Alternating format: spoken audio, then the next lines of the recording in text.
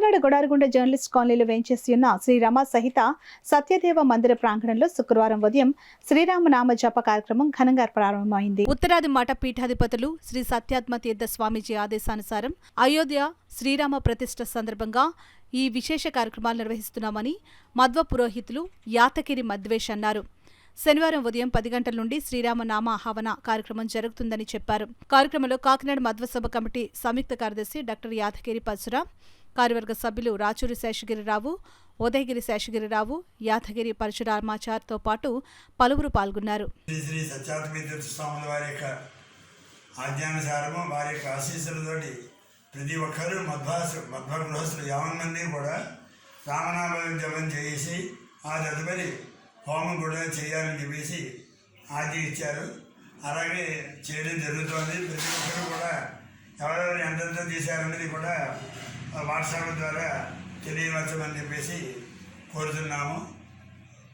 ఆ విధంగానే ఈరోజు గొడారగుండలో జరిగింది. రేపు పొద్దున్న మళ్ళీ హోమం జరుగుతుంది. 10 గంటల నుంచి ప్రారంభం అవుతుంది. తప్పకుండా ప్రతి ఒక్కరు ఆశీగా కోరుతున్నాము. వారి యొక్క స్వామివారి యొక్క ఆశీస్సులు ప్రతి ఒక్కరికి అందరికీ ఉండాలని కోరుతున్నాము.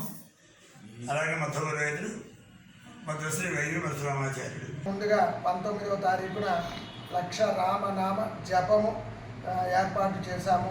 కావున మాధ్వగ్రస్తులందరూ కూడా జపములో మరియు హోమములో కూడా పాల్గొనవాలి. జపాన్ని వీలైతే గొడారగుంట సత్యనారాయణ స్వామి వారి మందిరానికి వచ్చి చేయవచ్చును. కుదరని పక్షాన మీ ఇళ్లలో జపాన్ని చేసి మాకు ఆ జప సంఖ్యని వాట్సాప్ ద్వారా పంపించి మీ గోత్రము పేర్లు కూడా పంపించో మేము ఆ యొక్క జప సంఖ్యలో గోత్రనామములు చదివి ఆ రామనామ జపాన్ని మరియు హోమాన్ని కూడా చేయడము జరుగుతుంది. 20వ తారీఖున లక్ష రామనామ హోమము ఉదయం 10 గంటలకి ప్రారంభమవుతుంది. 19వ తారీఖు లక్ష రామనామ జపము ఉదయం 9 గంటల నుండి 10 గంటల 15 నిమిషముల వరకు కూడా మహాత్మ గృహస్థుల అందరిచే ఈ యొక్క జప కార్యక్రమాన్ని నిర్వహించడం జరుగుతుంది.